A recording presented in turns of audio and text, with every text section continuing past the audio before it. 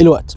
النهارده جاي اكلمك عن الوقت، بس مش زي اي حد يكلمك عن الوقت. مش هقول لك اهميته ولا هقول لك حتى هو مهم في حياتك ازاي، لان انت عارف ده واكيد حافظ ده من فيديوهات قبل كده كتير، ومن المدرسه ومن اهلك يعني، ومن جواك اكيد عارف الموضوع ده. طيب، بس النهارده انا جاي اكلمك عن حاجه. بس النهارده بس انا النهارده جاي اكلمك عن ازاي تدير وقتك، ازاي تدير وقتك صح بشكل عقلاني مش حماسي. لان حماس اخر الليل ده مش هينفعك في الالتزام، واكيد انت جربت كتير وجربت اللي هو فيديوهات كتير وتحفيز كتير. طيب، هتقولي طب ايه الفرق بينك وبين اي فيديو تاني؟ ببساطه شديده الفرق بيني وبين اي فيديو تاني ان انا هقول لك حاجه انت تطبقها دلوقتي معايا، مش هقول لك كلام هتقوم ناسيه او مش هتطبقه فخلاص راح. هتجيب دلوقتي ورقه وقلم معايا، تمام؟ وقف الفيديو وروح هات ورقه وقلم، تعالى تاني. جميل جميل. اول حاجه هنجيب ورقه وقلم. احنا دلوقتي بنتكلم، احنا عايزين حاجه عقلانيه مش حماسيه، حاجه نعرف نلتزم بيها، حاجه تكون مظبوطه على احتياجاتنا، مش مظبوطه على انا عايز احقق مثلا اجيب مليون دولار فخلاص انا بظبط ان انا اجيب مليون دولار في شهر. لا. تمام تمام. اول حاجه نجيب ورقه، او هنجيب كذا ورقه، بس دلوقتي اهم حاجه الورقه هتكتب فيها الاهداف اللي عايز تحققها في يومك.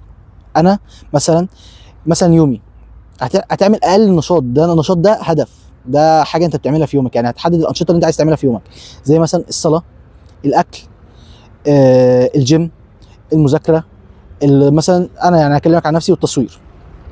تمام تمام. يبقى انت عندك كام نشاط دلوقتي؟ 5. ايه هم؟ صلاه، اكل، جيم، مذاكره، وتصوير. تمام تمام. طبعا عادي، انت مش مهم الترتيب دلوقتي خالص. دلوقتي انت هتجيب يومك عباره عن 24 ساعه، منهم ساعات نوم ومنهم ساعات بتصحاهم طبيعي يعني. انت هتحدد يومك يبدا امتى.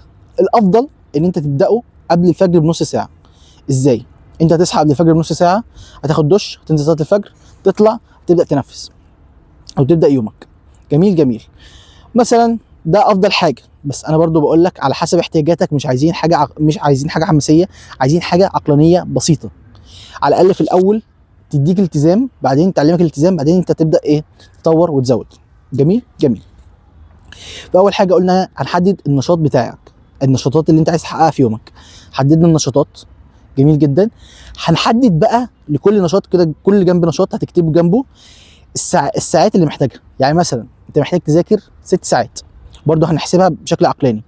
فاوريك دلوقتي ازاي. مثلا هنيجي مثلا في المذاكره انت محتاجه في المذاكره 6 ساعات، اقل حاجه مذاكره في اليوم مثلا 6 ساعات او قول 4 ساعات، بس خلينا ايه على 6 ساعات.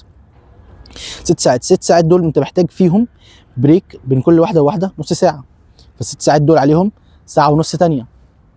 ومثلا انت هتيجي في اخر اليوم محتاج تعمل زي ريفيجن بسرعه على الست ساعات اللي انت خدتهم مذاكره، سواء مثلا كانوا 3 محاضرات، سواء 4 محاضرات، سواء محاضره واحده حتى.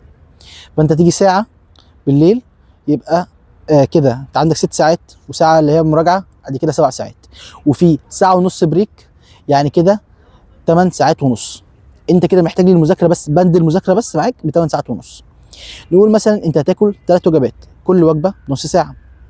وهنقول ان انت عندك الصلوات، كل صلاه بتلت ساعه او من تلت نص ساعه، على حسب انت مثلا المسجد قريب منك، المسجد بعيد منك، هتصلي في البيت، هو الافضل طبعا في المسجد. جميل جميل. كده خلصنا اكل، خلصنا الصلاه، خلصنا كمان المذاكره. فاضل لك الجيم، او وايه نشاط كمان، او الجيم بس. الجيم مثلا اقول هياخد منك توتال مثلا ساعتين انت رايح جاي، ومثلا هتقضي ساعه في الجيم او ساعه ونص، برضه على حسب. وهو الافضل انه يكون الجيم قريب ليك، ده يعني هيخليك احسن، يعني هيوفر لك وقت، هيوفر لك يومك. يبقى كده قلنا ايه؟ 8 ساعات ونص مثلا مذاكره، والاكل ساعه ونص، ادي كده 8 ساعات ونص مذاكره، وادي قلنا ساعه ونص اكل، يعني كده 10 ساعات. طبعا انت هتحسبها بقى في الاخر. المهم انت مثلا يومك لقيت مثلا حاجه فاضيه في يومك، مثلا ساعه فاضيه، نص ساعه فاضيه، الدنيا ماشيه معاك، انت تقدر تقوم واخد فيها وقتها تعمل حاجه زي ايه؟ مثلا تصور، تشوف انت نشاطك ايه، يعني مثلا تزود مثلا عندك ساعه مثلا او حاجه، تشوف بقى انت عايز ايه. يعني مثلا ممكن بحب اصور فصور، بحب مثلا اتعلم لغه جديده، اتعلم لغه جديده، طور من مهاراتك، يعني طور السكيلز بتاعتك.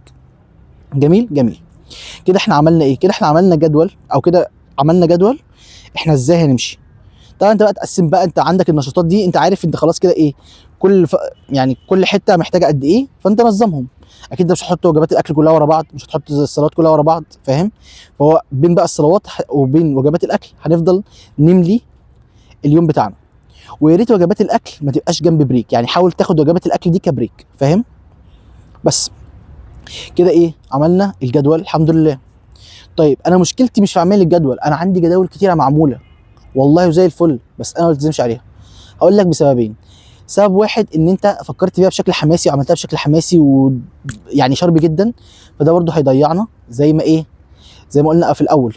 فقلنا هنتكلم بشكل عقلاني. ادي ده كده السبب الاولاني. طيب السبب الثاني، السبب الثاني انت لو ضاع منك حاجه بتقوم سايبها، وده غلط. انت لو ضاع منك حاجه انت ما ينفعش تسيبها، انت ترجع لها تاني. بس ازاي؟ يعني مثلا انت حاطط بريك مثلا نص ساعه بين الدراسه، ومثلا صحيت متاخر فما قدرتش تفطر، فهنعمل ايه؟ هنقوم جايبين بدل بريك الدراسه ده، هنقوم حاطين مكانه وجبه الغداء. طيب مثلا فوتت مثلا ساعتين مذاكره، والساعه مثلا اللي هي الهوايه دي موجوده عندي، هناخد ساعه الهوايه دي نحطها في ساعه المذاكره، لان المذاكره اولى. برضه انت حسب بترتب اولوياتك، انهي الاولى في الاولى في الاولى في الاولى. معنى كده ايه؟ ان انت لو ضاعت منك حاجه ما ترميهاش من يومك وخلاص هنرميها، لا. ما لا يدرك كله لا يترك كله. يعني لو حاجه ضاعت منك ما تسيبهاش كلها تضيع، هات منها جزء صغير. فزي ما بقول لك كده، حاجه ضاعت من يومك ما قدرتش تلحقها، حاول تدخلها في الجدول مكان حاجه تانية، حاجه اقل اهميه مش مهمه قوي. تمام؟ زي البريك مثلا، زي الاكل هتقوم مدخلها مكان البريك. تمام. طيب برضو انا بعمل كده وعملت كده وبرضو ما وصلتش للالتزام او ما وصلتش للنجاح اللي انا عايزه، اعمل ايه؟ هقول لك حاجه واحده، وهي دي فعلا الاهم من كل الخطوات دي، ان انت هتيجي في الاخر وتراجع نفسك صح. هتراجع نفسك بشكل برضو عقلاني وليس حماسي. طب ازاي راجع نفسي صح؟ اول حاجه انت هتيجي تقول انا عملت كذا. انت طبعا انت معاك اللي بقى هتحطه على تابلت، هتحطه ورق، فتعلم انا عملت كذا عملت كذا عملت كذا عملت كذا عملت كذا ما عملتش كذا ما عملتش كذا. فانت دلوقتي مثلا عندك ما ذاكرتش مثلا في ساعتين ما ذاكرتهمش. طب ليه ما ذاكرتهمش؟ والله بريك من البريكات خدت نص ساعه زياده، يعني النص ساعه دي قلبت معايا مثلا ساعه. جميل. بريك من البريكات بدل ما اخده نص ساعه قلب معايا ساعه، قلب معايا ساعتين، المهم ضيعته، يعني ضيعت دي الساعتين دي. فانا اقوم مثلا عارف ايه، مثلا هنا خلي بالي التليفون هيعمل لي كذا، يبقى انا مثلا اقوم جايب السكرين تايم بتاع مثلا ابلكيشن معين اللي هو عندي مش فيه مشكله، احدده مثلا نص ساعه بس في اليوم او ساعه على حسب، يعني تنظموا الدنيا. فانت القصد من ده كله ايه؟ تحاسب نفسك وتراجع نفسك وتشوف فين العيب اللي هو بتاع اليوم اللي خلى منك اليوم ده يروح او خلى منك الجزئيه دي تروح عشان تتفادى بعدين. يعني مثلا نمت متاخر فصحيت متاخر، فضاع منك مثلا 3 نشاطات في اليوم، 3 نشاطات، 3 اول فقرات في يومك كده ضاعوا منك.